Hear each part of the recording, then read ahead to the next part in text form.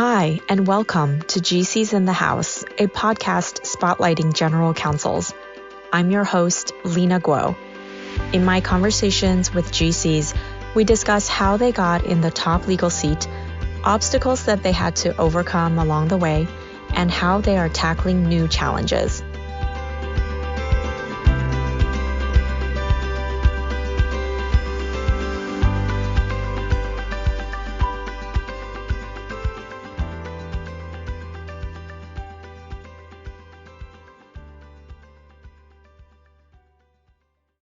My guest today is Munson Steines, Executive Vice President, Chief Legal Officer, General Counsel, and Corporate Secretary at Nordstrom.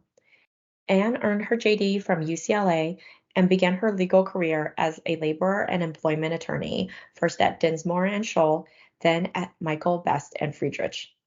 She began her in-house journey at Overnight Transportation, then transitioned to Macy's before joining Nordstrom.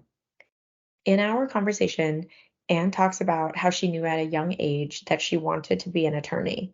She also discusses the factors that she considered when deciding to take on her first in-house role, how her curiosity and desire to learn about the business helped shape her career, and the challenges that she sees young lawyers facing today. Now to the conversation with Anne. Hi, Anne. It's so nice to speak with you again.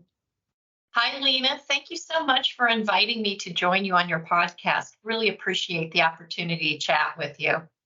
Absolutely. I was so excited when you agreed to be a guest on my podcast, and I'd just love to have listeners hear about your background and your career journey and what has led you to Nordstrom. So to begin, will you tell us a little bit about where you grew up and what led you to a career in the law? I grew up just about everywhere. My father's job took us all around the country. So I was born in Cincinnati, Ohio. From there, we moved to Cleveland, then to St. Louis, then to East Peoria, Illinois, then to Houston, Texas, back to Cincinnati.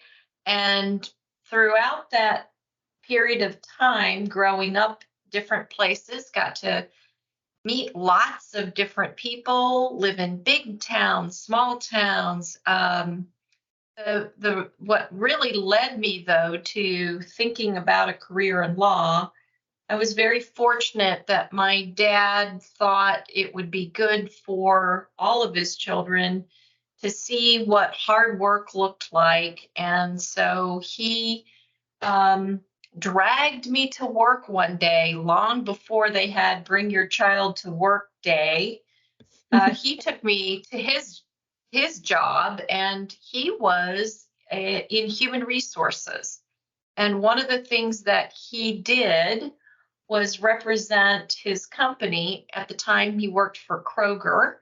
It's a great big grocer. And one of the things he did was handle grievances and arbitrations for the company. And I sat through an arbitration proceeding very quietly. And at the end of the day, my dad said to me, "Well, what do you think of your old man? Were you impressed with how I handled things?" And I said, "Well, you were okay, but I really liked what the man at the end of the table did." And he said, "Oh, well, that gentleman is an arbitrator, and most arbitrators are lawyers. So if you thought what he did during the day was interesting, you should think about going to law school." At the time, I was in the 5th grade, and I thought about it for a couple of years, but I had declared in the 7th grade that I was going to law school and I was going to be a lawyer. And I stuck with that. So you knew at a young age that you wanted to be a lawyer, and you ended up practicing labor and employment law. After your time in private practice, what led you to go in-house? Well, I have been working really hard in law firms, and that's no surprise to anybody who's worked in a law firm. And I did choose labor and employment. It was, I like people and I like dealing with issues, that involve people. So after practicing, I was a labor and employment litigator, and I actually did both sides of that work.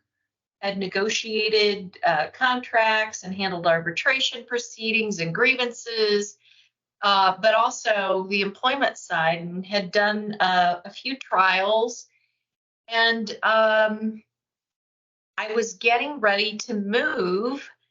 I've been in private practice with two different firms for about 7.5 years. And at that time, I was married. My husband and I decided we were going to move. And one of the partners, the law firm I was with, came in and said, "Hey, did you see this ad in the National Law Journal? Looks like someone in Richmond, Virginia. It's a blind ad, but they're looking for a labor employment lawyer. Thought you might want to apply." And so I started thinking about it, and I thought, well, yeah, this would be the perfect time if I were gonna, because I was moving, didn't want to do a third law firm. And I thought, well, yeah, I'm going to apply. And so I applied not knowing what company I was applying to. And I then packed up, moved to Richmond. We were in temporary housing, and it took us a little bit to find a house. I moved into a house, and the day the landline got turned on, that was back when people actually had landlines. The day the landline got turned on, my phone rang, and it was the general counsel of a company called Overnight Transportation. And he introduced himself and said, "Oh my gosh, I've been tracking you down through," and this is back when people would hand out people's phone numbers and last known addresses. And he had been trying to track me down since I'd lived in Milwaukee to find me. And he said, "I can't believe I've located you. I want you to come in for an interview. Your resume's perfect." And so I did. I then went in for an interview, and he made me an offer on the spot. And that's what led me to going in-house. Wow.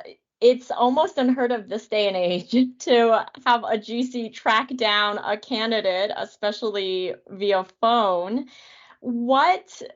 After you had just moved and you applied to this blind ad, what led you to take this chance to join this company? Yeah, I was really fascinated by what was going on at the company at the time. They were engaged in what was called, or what is called, a corporate campaign. And basically the unions trying to organize you or put you out of business. And I thought, wow, that's going to be a really interesting time to be at that company.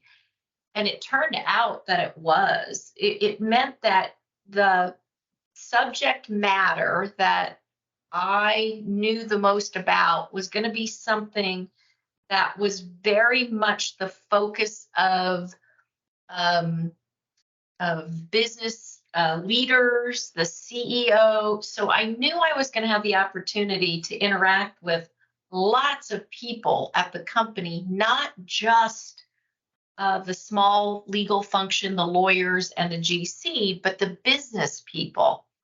And it was one of the reasons I wanted to be a lawyer. It's the thing I enjoyed most when I was in private practice, was interacting with the business people and trying to help them solve problems. And so I thought, well, this is the perfect time to move in-house, especially at this company, because they're in the middle of what's going to feel like a crisis.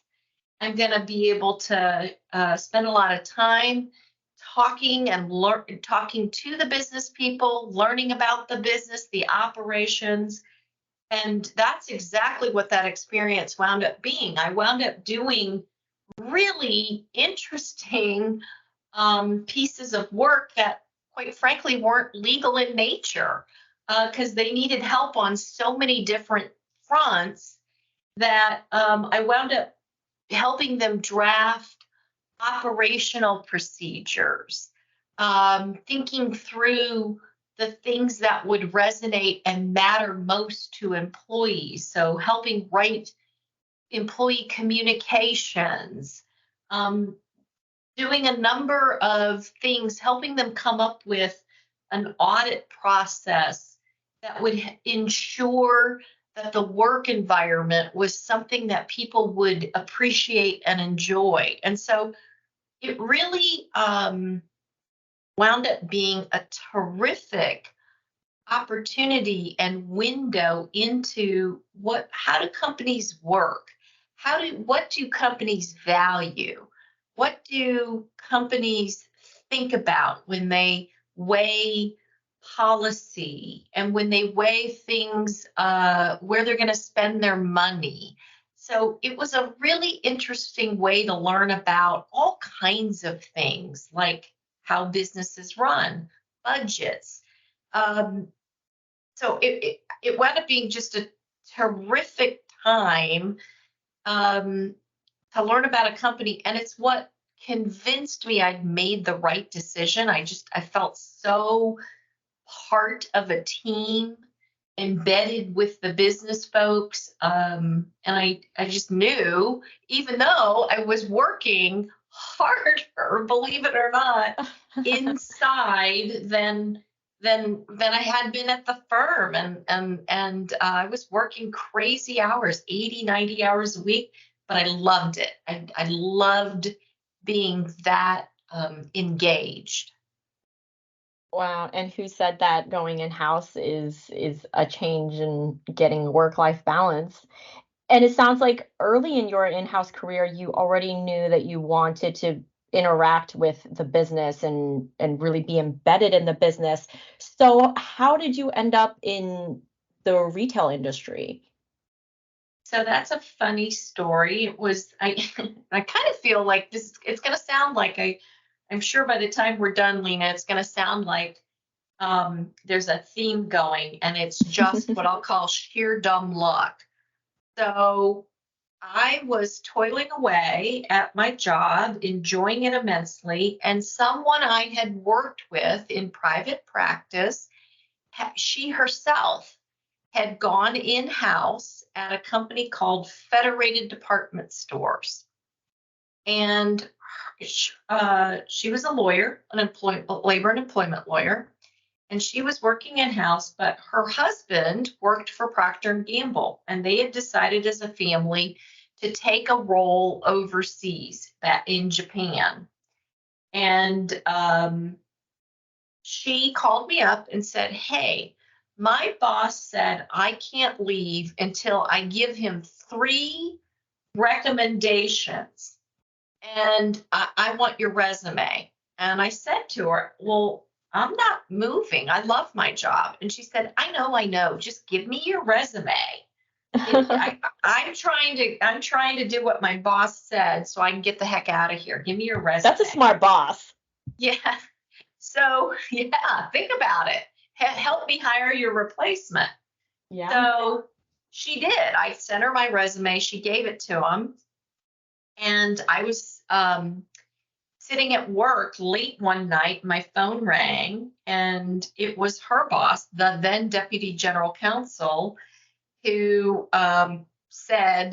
introduced himself. And he was, I knew right away I wanted to meet this gentleman, because he said, when I answered the phone, he said, "I hear the best Korean food on the planet is in Villa Hills, Kentucky. And that's a suburb of Cincinnati. And that's where my mother was living." And of course, it made me laugh. And I said, "You're right. That is the best Korean food on the planet. How did you know that?" And so anyway, we wound up having this really terrific conversation that had absolutely nothing to do with work. And then he said to me, thanks for chatting. I'll be in touch. And about a week later, he called again and said something else that was funny. But long story short, he wanted me to come interview. And my friend had told him she's not interested in moving again, that she's only been in her current role, which she loves, for about a year and a half. And he convinced me to fly home because this job was in Cincinnati just for an interview. And if for no other reason, it would be an opportunity to visit with my folks for the weekend. And so I did that. And once I got there and I met all the people, I knew that I really needed to come and work for this company and with these people. So that's what then took me to Federated Department Stores. And Federated Department Stores was a holding company of a bunch of department stores around the country. And so depending on what part of the country you lived in, they owned things like Macy's, Lazarus, Riches, Goldsmiths. They owned Bullock's. They owned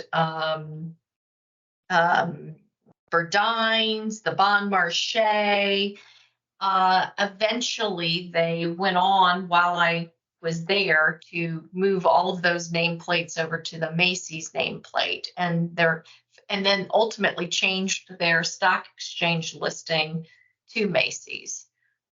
So that's how I accidentally fell into retail, and I thought I'd only be there 5 years.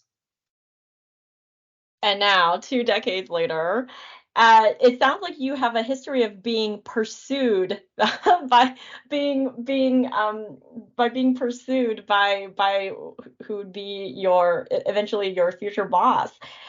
So over the course of your in-house career, how were you able to gain positions of increasing responsibility? Well, I would say what was true for me in my early career in law firms, and then what's been a constant truth throughout my career, I'm very willing. I think it's because I'm intellectually curious. Most lawyers are very intellectually curious. I'm always willing to take on projects, work assignments that a lot of people aren't willing to take. They may not be the sexiest project, but because it might be something I don't know anything about, I'm willing to take it because I want to learn. I want to learn something new and different. I just think it keeps you sharper, focused. And when you take that and translate that to a company, if you take work that's outside of your subject matter expertise, it just forces you to learn something else about the business. And so pretty soon you wind up being very knowledgeable about how the business runs, what's important to the business. And I think it just makes you a better legal advisor. It's something very symbiotic about the more you know about the business, the better lawyer you become. And so I think because of that, folks were always willing to think of me as someone, opportunities are not necessarily linear.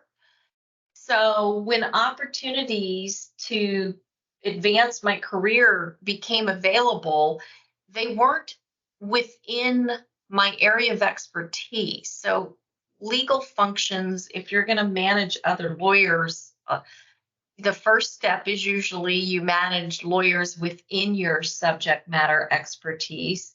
And then the next step is, because you happen to be there, you wind up taking on other areas that you're not a subject matter expert in. And I think because I'd always demonstrated a willingness and a real curiosity, it's why things just started coming to me, if you will. And my my base of knowledge, the kinds of things that I handled just kept growing and changing. So it became clear I was flexible and had capacity, I guess, to scale. And so I think that was my secret to advancement. I wish I could say, Lena, that it was a really well thought out, oh, here's my formula for success, but it wasn't. It was just taking on new things, doing a really good job, being a constant learner, listening, and trying to problem solve. And that definitely makes sense, Anne. And for more junior in-house attorneys who are trying to figure out how to best use their time and how to stand out in terms of taking on some of these projects, how did you decide whether a project was worth your time as opposed to just busy work that was going to have you overlooked? And what are some of these projects that others weren't willing to take on that you decided was worth your time to take on? Well, some of it is busy work. I mean, every job out there, including the chief legal officer role, there is busy work. There's work, it's ministerial, it's administrative. And you have to do those things and do them well, because that's the running of, the function. Some would view that as busy work, unattractive work. It's not the sexy big case or the big project. So I think busy work gets underrated. Certainly in law firms, there is work that may not lead to developing your own clients or getting the big case. And that's true in legal departments. But I think showing that you're willing to take those things on and treat them like they're real work and do not just an okay job, but a really good job, then people trust you to take on some of the bigger, meatier projects.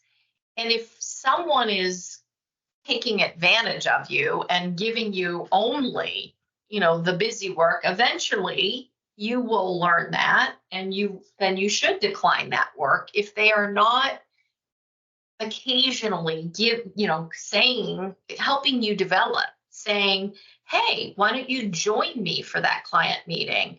Hey, I'm not going to be there, but why don't you go in my place? Hey, why don't you take this project from me and run with it? If that's not happening, then it might be that you need to think about lessening your willingness to take things from someone who isn't willing to help develop you, and then take work from someone who is. I think that's the best advice I could give someone in terms of how to size it up. When I think about, there was a project early in my career that I think a lot of people would have said was busy work, and I was at a place that was interested in Six Sigma. And I don't know if you remember back in the day, there were a lot of companies that rolled out Six Sigma, green belts, black belt programs. Yep. And the legal function wanted to be part of that. Nobody in the legal function wanted anything to do with it. And you had to be plucked out of your job and go work on these things. And I was the only one who would do it. And I did it. And I wound up taking what I learned from it and applying it. This is going to sound so not sexy. Applying it to our billing process. And we wound up, as a result of that, this is way back in the day, moving the entire function to electronic billing, which back then when we did it was new and different. And wow, really? But that wound up getting me noticed by the CFO and others outside of the department. Like, who's this? What? A lawyer? What? So my point there is sometimes things that seem really um, not attractive, if you do a really good job with them, people do notice that. Mm. That's a great story. Thank you, Anne. Talk about having a really meaningful impact on the business. So, looking back, what were some of the challenges that you faced as a young in-house attorney? Well, I, I'm going to date myself. When I started practicing law, women weren't allowed to wear pantsuits. They weren't allowed to wear pantsuits to court. And it was it's back when I was in a law firm, it was quite a big deal when I walked into our law firm wearing a pantsuit. And I will say, I had great support from many a male partner who agreed it was ridiculous that women couldn't wear pantsuits. So I tell you that story when I say I do think it can be really difficult for um, for women. I think it can be harder for women to have the same opportunities as some of their male counterparts. And it's not because I think people are bad or ill intended. It just has to do with sometimes comfort level. I think for me, because I had grown up in a house with an older brother, a younger brother, and a younger sister, I was super comfortable navigating being um, one of the guys. And by that, I just mean super comfortable talking about sports, which, I'm not a big sports fan, but if that's what you want to talk about, okay. Um, and I think because I was super comfortable dealing with lots of men, and back then in legal functions, there were lots of men, not a lot of women, um, it made everybody else comfortable. And I think that helped a lot break down some of the artificial barriers.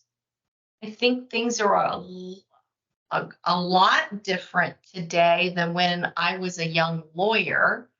But I do think that there's still, we're navigating a lot right now about how to make sure that everybody has the same opportunities, that we're fair and equitable in how work is assigned and how opportunities are awarded in workplaces. And everybody's trying, I think, hard to do the right things, but things have become so politically charged that I worry a little bit that it's hard to even be authentic and have serious, tough conversations because how politically charged topics have become. And I think it's hard for young lawyers to get the feedback that they really need, and perhaps even harder for young lawyers of color and women to get the feedback, the honest feedback they need, because I think that people now are so concerned and so careful that they won't tell you what they're really thinking, and that they don't tell you things that you need to hear. And I worry a lot for what that then translates into if we're not giving the same feedback, the hard feedback that we would to attorneys of color and women, because we're worried that someone's going to accuse me of being racist, or they're going to accuse me of being sexist. Therefore, I won't say anything. So that is the challenge I think young lawyers today may be facing. Thank you for sharing that. And it certainly sounds like managers such as yourself have a very tight rope to walk. How do you wrestle with that and to find the balance of giving the feedback that your members of your team need while also making sure that it comes across as constructive criticism? Well, I don't, I guess, I think I just have always believed that you should be open and transparent. And I do try to be constructive and direct and with everybody, male, female, doesn't matter, you're who you are. And by the way, I've been the beneficiary of some very tough criticism from white males. And I think the reason I continued to receive that really tough criticism that was so helpful to me is because I thanked people for it. And I tried to be responsive to that critical feedback about my work. And I think that's the way that we continue making sure that people receive the developmental feedback is by trying to be constructive, to not being fearful of it, to be equally willing to develop anybody. And if you have someone who's receptive to the feedback and indicates they're receptive to it and will and wants the feedback, then it shouldn't matter to you, what they look like, what demographic they fall in. Give the feedback, and people will appreciate it, and they'll continue to grow. You'll have the privilege of watching them, flourish in their careers, and I guess that way all boats rise, Lena. Can you think of an example of feedback that you received from a manager, feedback that might have been difficult to stomach at first, but you took to heart and something positive came out of it? Sure, I can give you one that that is a simple one and may seem like a simple one, but I was so grateful for it. Was I was asked because I'd been doing a lot of work for a particular partner in a law firm to he was hosting a day of continuing legal education. Well, it wasn't really CLE. It was really training HR people at this big company. He was doing a day worth of training, and the sessions were 1 hour sessions. But because I'd worked on the materials for him, he did the first session, and then he wanted me to conduct the remaining sessions. Now he was there and would chime in, but after my first session, he walked up to me. We had a 15-minute break.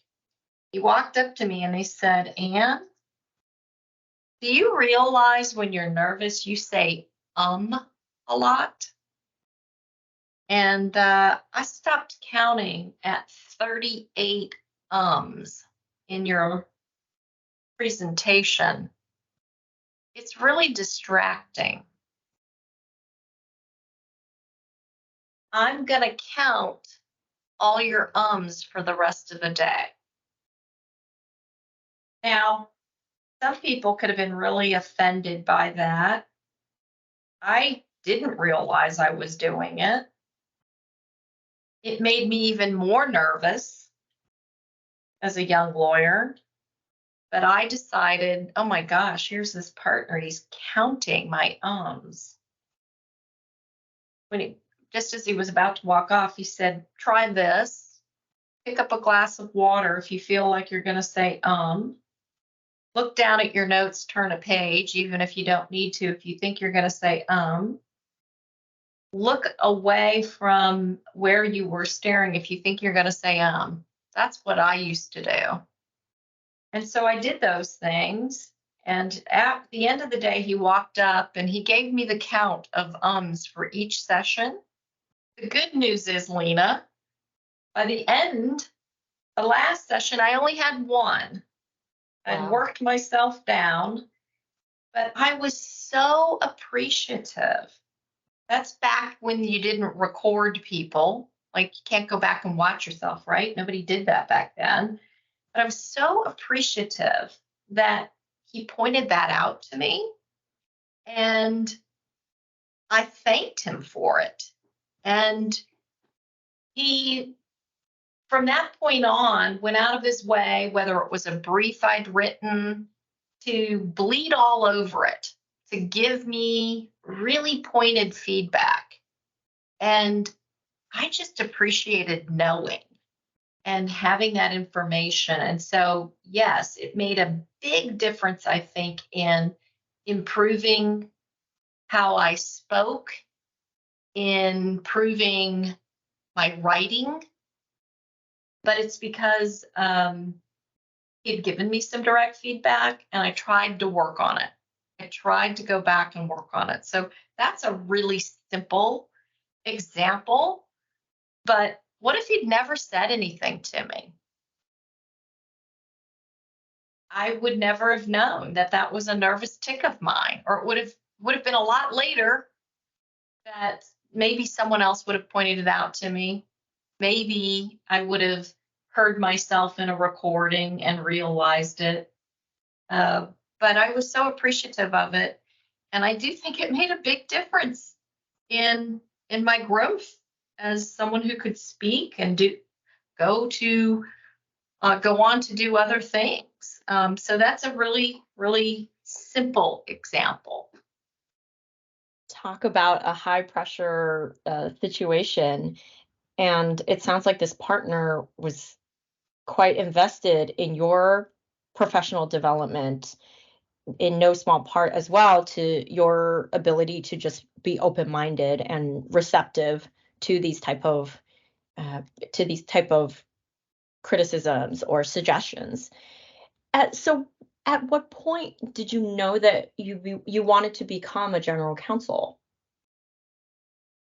Well, I had been taking on increasing areas of responsibility. And I was very fortunate that Deputy General Counsel that hired me into Federated Department Stores, and then eventually he left to go be a general counsel.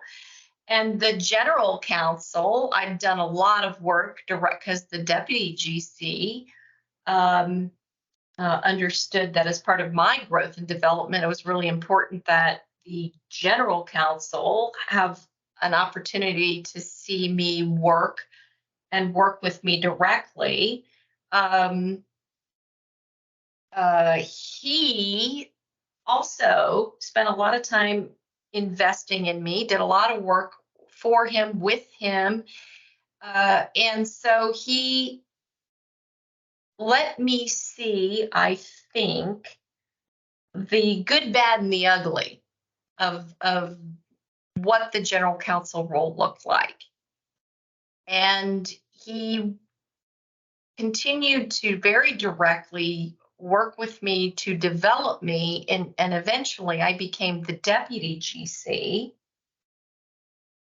And it was funny, the closer and closer I got to the GC role, I started questioning whether I really wanted to be the GC. Because the buck does eventually stop with someone, and in the legal function, it's going to stop with the chief legal officer, the GC. And you also start seeing things, that parts of the job that aren't legal in nature. And yes, I enjoy being a business person and using the business side of my head, but I also started realizing, there's a lot of decisions, big, heavy decisions that will rest squarely on my shoulder. So there was a point in time where I started saying, nope, I've changed my mind. I don't want to be the GC.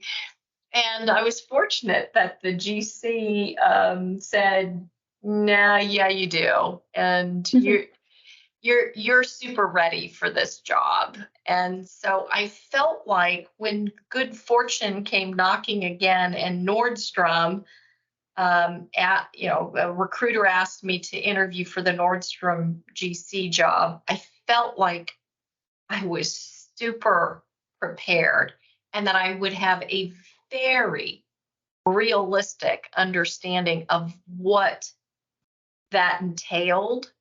And so it was because of the encouragement and investment and mentorship and championship of the deputy GC and the GC and other people I had worked with, like the CFO. Their encouragement meant the world to me and made me think, yep, I can do this job. And so when I landed at Nordstrom, I felt super prepared. I certainly wasn't prepared for the things that landed in my lap almost as soon as I walked in the door, like COVID, a pandemic. Yeah. But I felt like I'd been sort of my whole career, whether I knew it or not, putting the foundation and building blocks in place that would help me be a really effective general counsel. You've had other GC opportunities before Nordstrom's. So how did you know that Nordstrom was the right place for you? Well, I know lawyers don't like to think about things like life outside of their jobs. Lawyers are just wired to be, I think, personalities, A-type personalities. And I was very fortunate that I had a terrific spouse and two lovely children that kept me anchored and remembering that there are more things to life than just work. And so there were other opportunities to move and be considered for a GC role. Those, I think luck has a lot to do with it. Those came at times where it would not have been good for my spouse or for one of my children because where they were in school, to move them. And so, in a way, putting my family first helped me quickly decide those opportunities, the trade-off wasn't worth it. And I had one opportunity. This was back before you did things like hybrid work situations and work remotely. I had one opportunity where folks said to me, well, you can fly to this city where they were, and work Monday through Friday and then fly home on the weekends. And I thought, gosh, do I really want to live that way? Can I be really, really happy? And I don't think if I'm not happy at home, I don't think I can be happy in my job. So I turned that one down too. I was interviewing for a couple of different GC roles when the Nordstrom one came around, and it was sort of the perfect timing in terms of where my children were in school, where my spouse had retired at that point. And so it wound up just all coming together at the right time for me to make that move and take the role. As you said, lots of luck and good timing. And given that you had seen the good, the bad, the ugly of being a general counsel or CLO, was there anything about being in the top legal seat that surprised you? I think what surprised me most, I knew this, I'd seen this, but I think what surprised me most is how much of the role is focused on giving good advice, helping problem solve, even when there's not a legal issue. Not everything that gets to the C suite, in fact, most things, the biggest problems that the C suite are trying to solve are not legal. They're operational, they're reputational, they're not legal. And I think I was surprised by how much of my time would be devoted to being a sounding board and just helping add a different perspective to a business issue and business problem. So that was my biggest surprise. And my biggest surprise in terms of what would be valued the most, or at least, at Nordstrom, my counterparts tell me all the time what they value the most about me in my role is, they'll say things like, we know you're a crackerjack lawyer. We know you're a fabulous lawyer.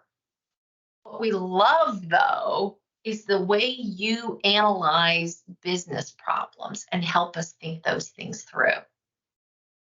So that's what they value the most out of their CLO, which I think was a big surprise to me. Hmm.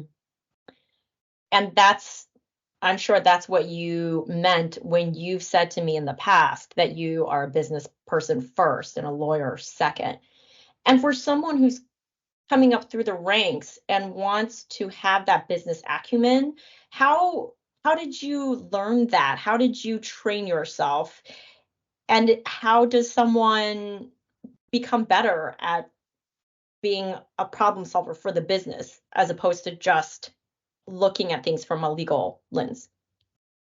Well, I think it goes back to just being intellectually curious, really taking the time to understand how a business operates.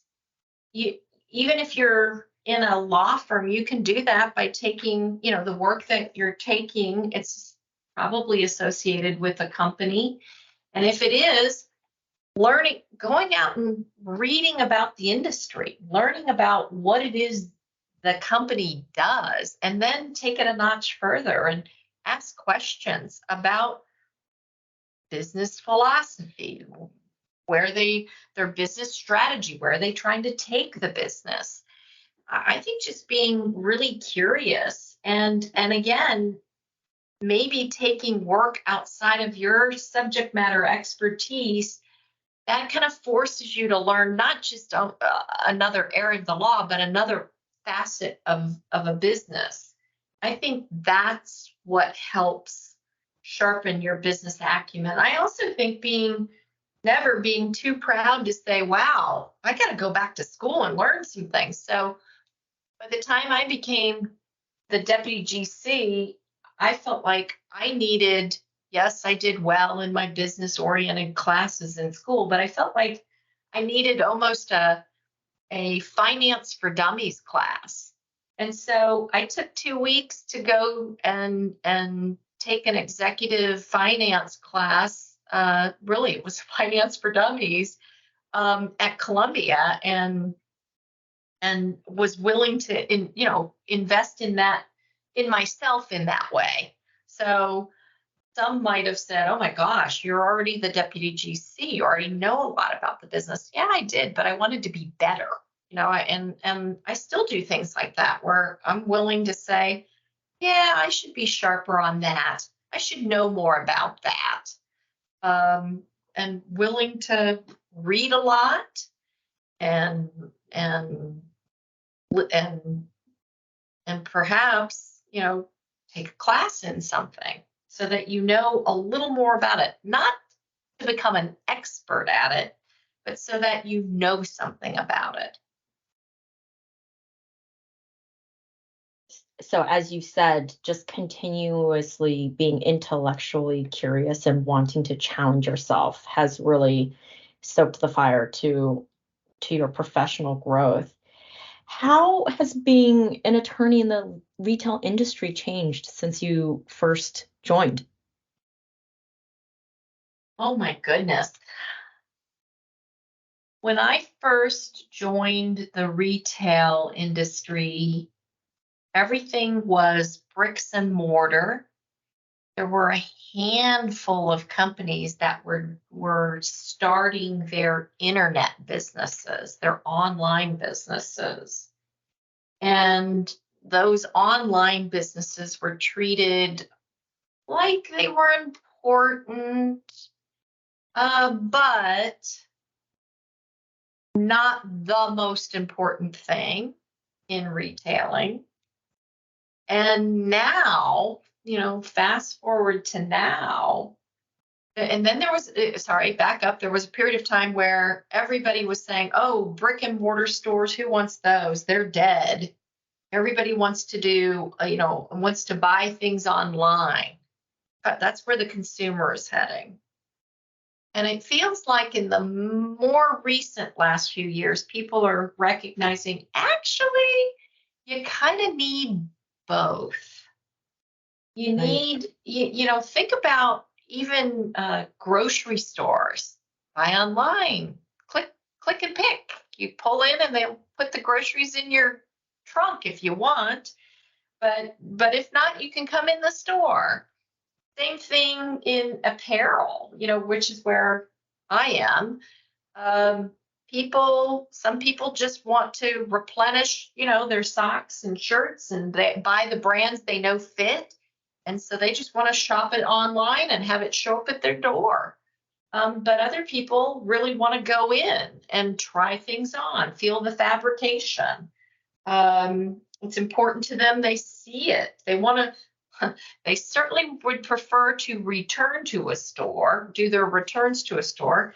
People just got exhausted by having to stick things in a box and, take it somewhere and mail it back, or, they were tired of the proliferation of boxes, a lot of folks. So there's sort of this interesting thing that's happening in retailing where really the consumer is who dictates what, and consumers now want to shop every which way they possibly can.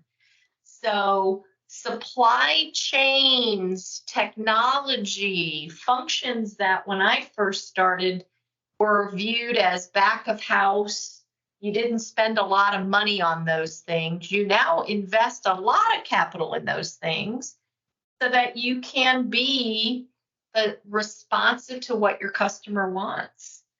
So the business of retailing has certainly gone through a metamorphosis, which also means the legal function, in order to track right along, has also gone through a metamorphosis. When I first started working for a retailer, the most important area of the law was real estate. Why? Because stores either had to lease their space or they owned their stores. That's really changed in terms of the breadth of skill sets you need in a legal function today.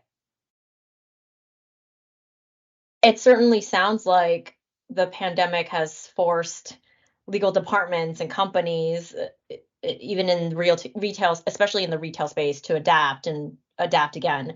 How big is your team now, and what are some of the challenges that you and the team are facing coming out of the pandemic? I have a small but mighty team. The function when I first got to Nordstrom, the function was broken up a bit. There was a workers' comp team, a claims team, so the risk management side of things. Then there was a group that did what I will call corporate law. So think, real estate, your SEC work, because we're publicly traded. That was a group. And then there was a group that was employment and employment litigation. Long story short, when I showed up, we took all those different areas, pulled them together to make a cohesive legal function. So I have things in my function that are what some of folks would call the lawyers and the legal piece.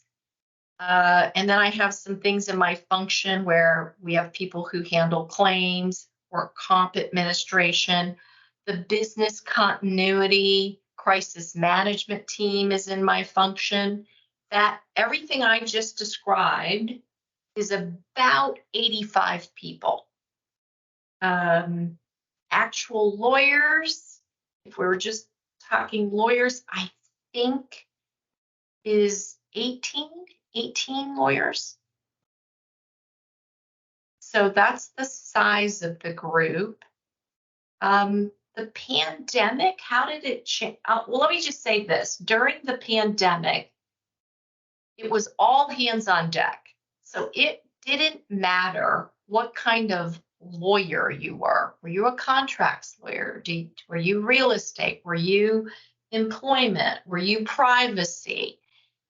Everybody had to jump in and help and do things that maybe they had no experience in, because no one had ever experienced COVID before and a pandemic like that before. So we had lawyers, privacy lawyers, real estate lawyers. We had all kinds of lawyers getting on the phone and communicating with various city health officials, city officials, county officials, state officials, because everybody had a different role, and needing to help us either keep our doors open, or maybe we couldn't be open to the public in certain places, but we could fulfill orders out of those locations.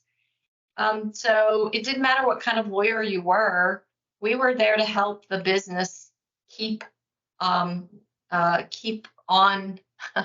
basically existing.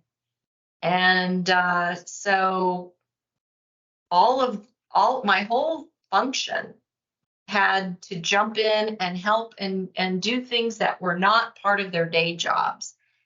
Eventually we got to go back to including our day jobs and doing the things that we were expert in. My team, the only reason the size of my team has changed is because we moved something that used to be in my function to tech. And so my function actually went from 95 to about 85. But that's really how the team sort of shifted, adapted, have kind of come back together and dealing with the challenges of today versus the challenges of 2 years ago. Well, it's been really wonderful to see how Nordstrom was able to quickly adapt during the pandemic and come out strong afterwards, where other retailers have failed. Well, Anne, thank you so much for sharing your career journey with us. It's been really, really enlightening learning about your legal career and your path to becoming a CLO. And I thank you again for your time and for chatting with me. Thank you so much, Lena. I really appreciate you inviting me to be part of your podcast, and I just appreciate the opportunity to chat with you. Thanks so much for listening to GC's in the House. I hope you enjoyed this episode and will join me next time for an in-depth discussion with another general counsel. I welcome your feedback and recommendations for guests. You can reach me at lguo at mlaglobal.com. Please also reach out if you have any questions or comments about today's episode. Until next time.